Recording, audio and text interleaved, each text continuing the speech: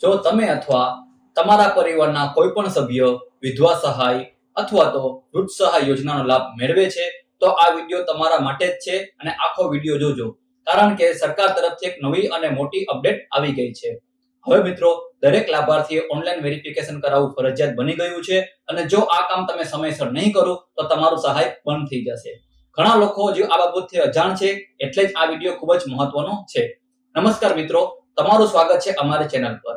અમે અહીં દરરોજ લાવીએ છીએ સરકારની યોજના, નવી અપડેટ્સ અને લોકોની કામની સાચી માહિતી. આજે આપણે મિત્રો વાત કરવા જઈ રહ્યા છીએ ગુજરાત સરકારની વિધવા સહાય યોજના અને વૃદ્ધ સહાય યોજના વિશેની માહિતી.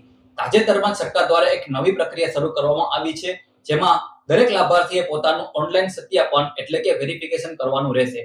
મિત્રો, છેલ્લા ઘણા સમયથી સરકારને ફરિયાદ મળી રહી હતી કે કેટલીક જગ્યાએ ખોટા લોકો સહાય લઈ રહ્યા છે, કેટલાક કેસમાં વ્યક્તિનું અવસાન થયા પછી પણ સહાય ચાલુ છે અને કેટલાક લોકોની માહિતી જૂની હતી.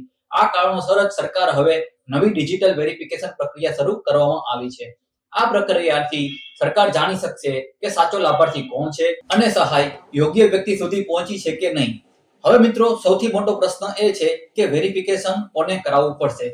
જો મિત્રો તમે વિધવા સહાય યોજના અથવા તો વૃદ્ધ સહાય યોજનાનો લાભ લ્યો છો તો તમારે આ યોજના અંતર્ગત તમારે તમારું ડિજિટલ વેરિફિકેશન કરાવવું પડશે. ખાસ કરી જેમનું આધાર કાર્ડ અપડેટ નથી, મોબાઈલ નંબર બંધ છે, ચહેરો આધાર સાથે મેચ થતો નથી, જૂની માહિતી છે, એવા તમામ લોકોએ વેરિફિકેશન કરાવવું ફરજિયાત છે. હવે મિત્રો, વેરિફિકેશન કરવા માટે હું તમને સ્ટેપ બાય સ્ટેપ પ્રોસેસ સમજાવું છું. પહેલું સ્ટેપ છે આધાર ફેસ આઈડી એપ્લિકેશન. સૌથી પહેલા મિત્રો, તમારે તમારા મોબાઈલમાં ગૂગલ પ્લે સ્ટોર પર જઈ ત્યારે તમારે આધાર ફેસ આઈડી એપ્લિકેશન નામનું તમારે સર્ચ કરવાનું રહેશે. આ એપ્લિકેશન સરકાર માન્ય એપ છે. ત્યારબાદ બીજું સ્ટેપ છે બેનિફિશિયરી સત્યાપન એપ. મિત્રો, તમારે એક બીજી એપ્લિકેશન પણ ડાઉનલોડ કરવી પડશે, જેના માટે તમારે બેનિફિશિયરી સત્યાપન એપ ડાઉનલોડ કરવી પડશે. ત્યારબાદ મિત્રો, તમે તમારું આ એપ્લિકેશન ઓપન કરશો ત્યારે તમારે એક તમારો આધાર નંબર દાખલ કરવો પડશે. આધાર નંબર તમે દાખલ કરશો એટલે મોબાઈલ નંબર પર તમને ઓટીપી આવશે. ઓટીપી નાખીને તમારું વેરિફિકેશન કમ્પ્લીટ કરવાનું રહેશે. ત્યારબાદ મિત્રો, સ્ટેપ 4 છે લાઈવ ફેસ વેરિફિકેશન. આ સૌથી મહત્વનો સ્ટેપ છે મિત્રો. તેના માટે તમારો મોબાઈલ કેમેરા ચાલુ કરવો પડશે અને તમારે એક લાઈવ સેલ્ફી આપવી પડશે. ધ્યાન રાખજો મિત્રો, ચહેરા પર પૂરતો પ્રકાશ હોવો જોઈએ. ચશ્મા હોય તો કાઢી દેજો. કેમેરા સામે સીધું જવાનું અને મિત્રો ધીમે ધીમે તમારો ચહેરો તમારે હલાવવાનો રહેશે. ત્યારબાદ મિત્રો, જો ફેસ મેચ થઈ જશે તો વેરિફિકેશન સફળતાપૂર્વક થઈ જશે. ત્યારબાદ મિત્રો, સ્ટેપ 5 છે પ્રક્રિયા પૂર્ણ થઈ ગયા બાદ તમારા સ્ક્રીન પર વેરિફિકેશન સક્સેસફુલ નો મેસેજ આવશે. આનો અર્થ એ થયો કે હવે તમારી સહાય ચાલુ રહેશે. મિત્રો, ડેડલાઇન વોર્નિંગ એ છે કે સૌથી મહત્વની બાબત એ છે કે સરકારે આ પ્રક્રિયા માટે સમય મર્યાદા પણ નક્કી કરી છે.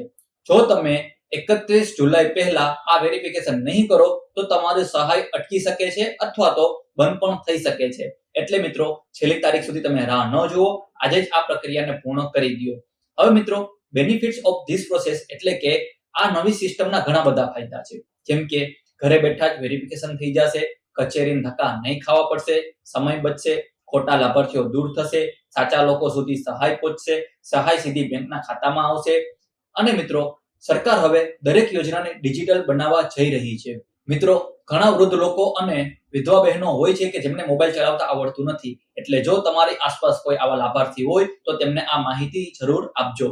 તમારો એક શેર કોઈની સહાય બચાવી શકે છે. જો તમને આવી સરકારી યોજનાની સચોટ માહિતી જોઈએ તો અમારી ચેનલને સબસ્ક્રાઇબ કરી લેજો, વિડીયોને લાઈક કરજો અને મિત્રો નીચે આપેલા બેલ આઇકોનને પણ તમે દબાવી લેજો. મિત્રો, આશા રાખું છું તમને આ વિડીયો પસંદ આવ્યો હશે. જય હિન્દ, જય ભારત.